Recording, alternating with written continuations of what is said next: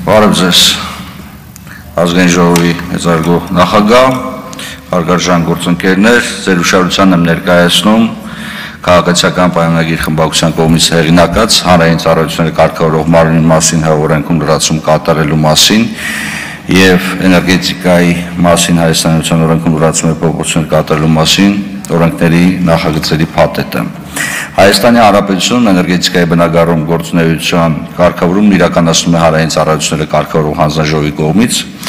էներգետիկայի մասին օրենքով սահմանված կարգով։ Այս համատեքստում լիցենզավորված անձի նկատմամբ վարույթ հարուցելու կամ նրա լիցենզիայի գործողությունը դադարեցնելու դեպքում փաստացի չեն նախատեսվում այն երաշխիքները, որոնք կապահովեն նման դեպքերում քրիտիկական կամ կարևոր այլ ենթակառուցվածքների բնականոն եւ անխափան գործունեության շարունակականությունը, ինչը կարող է նաեւ հանգեցնել սպառողների իրավունքների եւ օրինական շահերի պաշտպանության խախտմանը։ Էներգետիկ համակարգի անվտանգությունը եւ հուսալիությունը ազգային անվտանգության եւ հասարակական բարեկեցության կարևոր բաղադրիչներ են։ Այդուհանդերձ Հայաստանի Հանրապետության գործողությունությունը ներկայումս չի ապահովում բավարար մեխանիզմներ կանխարգելիչ միջոցառումներ ձեռնարկելու համար, երբ էներգետիկ ոլորտի կազմակերպության գործունեությունը կամ գործողությունները սպառնում են համակարգի կայունությանը կամ սպառողների լայն շերտերի իրավունքներին։ Պետական մարմինները փաստացի կարող են միջամտել միայն խախտումները արձանագրելուց հետո, այլ կերպ ասած post factum, այսինքն երբ վնասն արդեն իսկ հասցվել է։ Այսինքն գործող իրավակարգավորները թույլ չեն տալիս վտանգի կանխարգելման նպատակով անհապաղ միջամտել, ինչի հետևանքով կարող է առաջանալ հանրային շահերի լայնածավալ խախտումներ, ինչը հանրային իշխանության մարմինների ժամանակավրեպ գործողություններով միայն կարող է արձանագրել, որոնք որովից է էական փոփոխություն կամ էական օգուտ չեն տալու։ Նման օրենսդրական բացը, ինչպես արդեն նշեցի, լուրջ վտանգներով էներգետիկայի որևէ ենթահամակարգում առաջացած թերացումները կամ չարաշահումները կարող են շղթայական ազդեցություն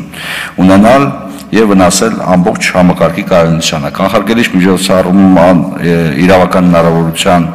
բացի պայմաններով կարգավորող մարմին ունակ չէ արագ արձագանքել եւ խոչընդոտել նման բացասական զարգացումները մինչեւ անդառնալի վնասի ի հայտ գալը։ Նախատեսող կանխարգելիչ միջոցառումների կիրառումը ենթադրում է, որ հանրային իշխանության մարմինները պետք է ունենան լիազորություն ժամանակի միջամտելու կարգավորող գործունեությանը, երբ դեռ վտանգը միայն հավանական է կամ սկիզբ առնող է, որպեսզի պաշտպանեն հասարակության շահերը առանց սպասելու հետևանքների, որպես կանոն նեգատիվ հետևանքների առաջացմանը։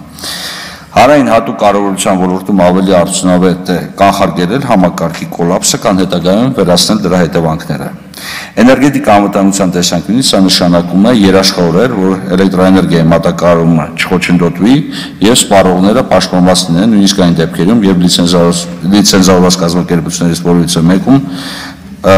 լուրջ խախտումներ են արձանագրվում։